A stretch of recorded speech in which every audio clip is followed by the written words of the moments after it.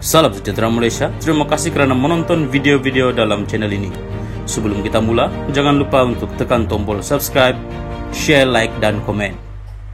Let's go! Salam sejahtera dan salam perpaduan kepada seluruh rakyat Malaysia. Info panas malam ini dipetik daripada syabudin.com.net bertajuk Tanda berpecah atau sedang menuju ke alam barzakh. Berita penuh, Perhimpunan Agung UMNO PAU baru-baru ini mencatatkan kehadiran lebih rendah berbanding sebelumnya, kata beberapa perwakilan dengan seorang mengaitkannya dengan perpecahan dalam parti. Seorang pemimpin akar umbi dari Johor yang enggan namanya disiarkan berkata, suasana pada PAU yang diadakan awal bulan ini amat menyedihkan. Ia tidak seperti dulu. Mood kali ini sangat tidak baik.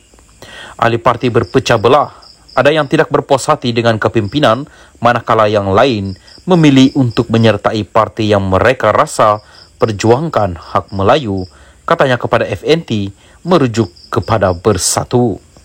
Seorang lagi pemimpin akar umbi dari Tapa bersetuju, PAU tahun ini menyaksikan perhimpunan perwakilan yang lebih kecil.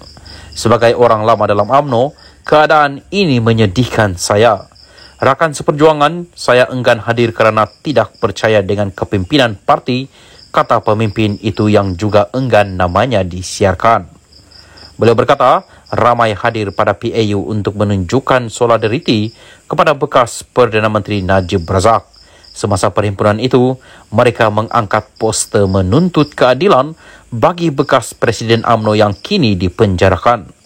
Seorang lagi pemimpin akar umbi dari Negeri Sembilan yang juga enggan namanya disiarkan, berkata beliau hanya menghadiri perhimpunan untuk menilai perancangan parti bagi PRN akan datang. Tetapi sebaik sahaja saya masuk ke Dewan pada hari pertama perhimpunan, saya dapat rasa kami tidak akan berjaya pada PRN. PAU ialah acara terbesar bagi parti, tetapi tidak seperti tahun-tahun sebelum ini, kali ini tidak ramai yang hadir, katanya. Seorang pemimpin pemuda dari Kuala Lumpur bersetuju penyertaan pada PAU kali ini lebih rendah. Tetapi beliau menyangkal dakwaan ini disebabkan rasa tidak puas hati ahli terhadap kepimpinan semasa. Beliau berkata, kekurangan dana untuk menganjurkan acara, menyediakan pengangkutan dan menyediakan makanan menyebabkan tidak ramai ahli menghadiri PAU kali ini. Salam sejahtera dan salam perpaduan kepada seluruh rakyat Malaysia. Berita panas malam ini bertajuk dakwaan aset UMNO RM100 bilion hilang. Tun M, dua bekas menteri digesa beri penjelasan. Berita penuh, Veteran UMNO menggesa Tun Dr. Mahathir Mohamad bersama dua bekas Menteri Keuangan memberi penjelasan berkaitan dakwaan kehilangan aset UMNO dikatakan bernilai RM100 bilion. Penjelasan bekas Perdana Menteri yang juga bekas Presiden UMNO itu bersama Tun Daim Zainuddin yang juga bekas Bendahari Parti selain Tan Sri Nor Mohamed Yaakob, menurut veteran UMNO perlu kerana rakyat khususnya ahli parti itu berhak tahu cerita sebenar. Menerusi satu kenyataan, Setiausaha Agung Veteran UMNO, Datuk Mustafa Yaakob, berkata dakwaan itu adalah sesuatu yang serius dan melibatkan dana besar serta membabitkan kepentingan awam. Saya kira orang ramai, khususnya ahli UMNO, perlu diberi penjelasan oleh tiga bekas pemimpin ini. Bagi saya, ini sesuatu yang serius dan melibatkan dana yang besar, membabitkan kepentingan awam, apatah lagi jumlahnya begitu besar, katanya. Mustafa merujuk dakwaan pengendali laman blog Malaysia Today, Raja Petra Kamarudin, kononnya wujud pertelegahan di antara ketiga-tiga bekas pemimpin itu berhubung isu aset berkenaan. Sudah pasti dakwaan Raja Petra ini sesuatu yang serius. Sekaligus perlukan penjelasan tiga bekas pemimpin UMNO ini kerana isu berlaku ketika era Dr. Mahathir menjadi Perdana Menteri, katanya. Dr. Mahathir menjadi Perdana Menteri keempat dan paling lama berkhidmat bermula 16 Julai 1981 sehingga 31 Oktober 2003. Bagaimanapun, pada 2016, beliau muncul kembali berpolitik apabila menubuhkan Bersatu dan menandingi Barisan Nasional BN.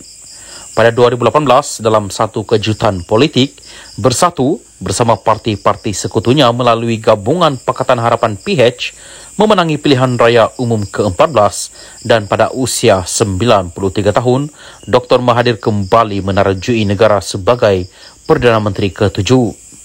Daim pula menjadi Bendahari Agung UMNO antara 1984 hingga 1999 dan juga Bendahari BN.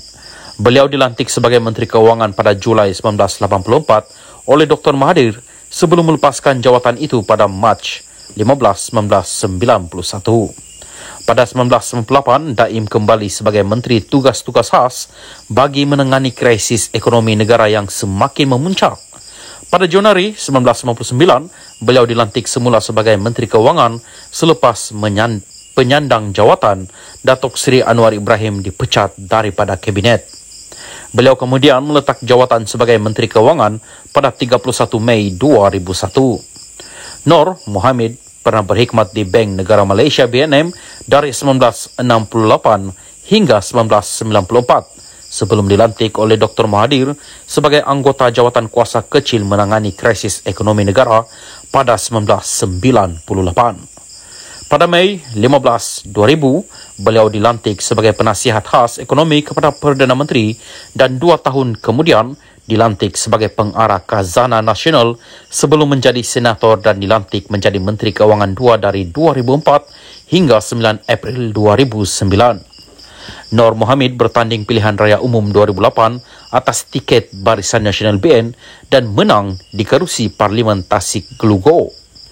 Sesulan penstrukturan semula Kabinet pada April 2009, beliau dilantik Menteri di Jabatan Perdana Menteri menerajui unit perancang ekonomi dan unit kerjasama awam dan swasta sehingga 2013.